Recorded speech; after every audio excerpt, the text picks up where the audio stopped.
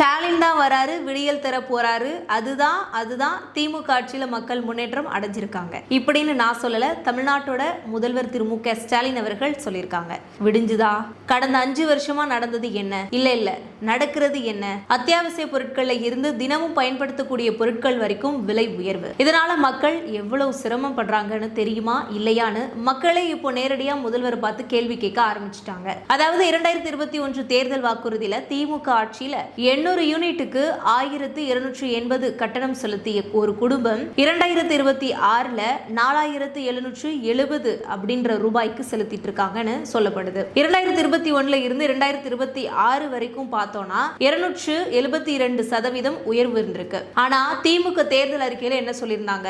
Monthly bill pay பண்ற மாதிரி பண்ணி தரோம். ஆனா அது நடைமுறைப்படுத்தப்படவில்லை. 2022ல சொத்து வரி 150% வரை உயர்த்தப்பட்டுச்சு. 2024ல இருந்து இயர்லி ஒன்ஸ் இன்க்ரீஸ் தான் ஆகிக்கிட்டு இருக்கு. குடிநீர் மற்றும் கழிவுநீர் கட்டணமும் வீடுகளுக்கு 5% மற்றும் வணிகங்களுக்கு 10% உயர்த்தப்பட்டு இருக்குன்னு குற்றம் சாட்டப்பட்டிருக்கு. 2021 தேர்தல் வாக்குறுதியில பெட்ரோலுக்கு 5 ரூபாயும் டீசலுக்கு 4 ரூபாயும் குறைப்போம் அப்படின்னு சொன்னாங்க.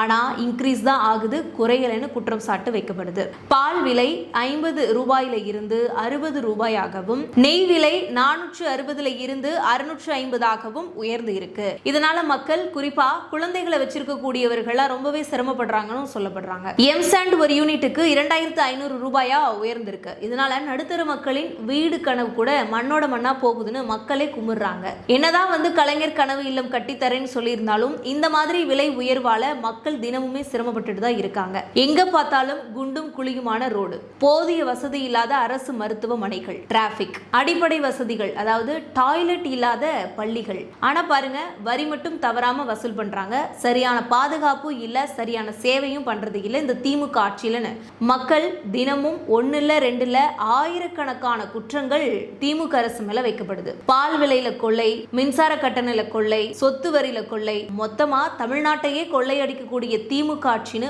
மக்கள் இப்போ பட்டம் கட்ட கொடுத்திருக்காங்க. அப்போ தமிழ்நாடு மக்களினுடைய வரி பணம் எங்க போகுது? எங்க பார்த்தாலும் விலை உயர்வு, எது வாங்கினாலும் விலை உயர்வு. தமிழ்நாட்டையும் மக்களையும் வளர்ச்சி பாதையில அழைத்து செல்கின்றேன்னு சொல்ற திமுக அரசு இந்த கேள்விக்கு என்ன பதில் சொல்லுவாங்க? அவங்களுக்கு தான் தெரியும் என்ன சொல்லுவாங்கன்னு. சுத்தி வளைச்சு பார்த்தோம் அப்படின்னா திமுக அரசுல இயங்குற எல்லாமே ஒன்லி CCC தான். கரப்ஷன், கலெக்ஷன், கமிஷன், இது மட்டும்தான் நடந்துகிட்டு இருக்கு. அவங்க கொடுத்த வாக்குறுதியிலேயே தெரியுதுன்னு. எது எப்படியோ ஏப்ரல் 23ஆம் தேதி நீங்க போட போற ஓட்டுல தான் இருக்கு அடுத்த 5 வருஷம் ஆட்சி யாருக்கு கிடைக்கணும்னு. சோ மக்களே, யாரும் மறந்துடாதீங்க, உங்கள் ஓட்டு உங்கள் உரிமை.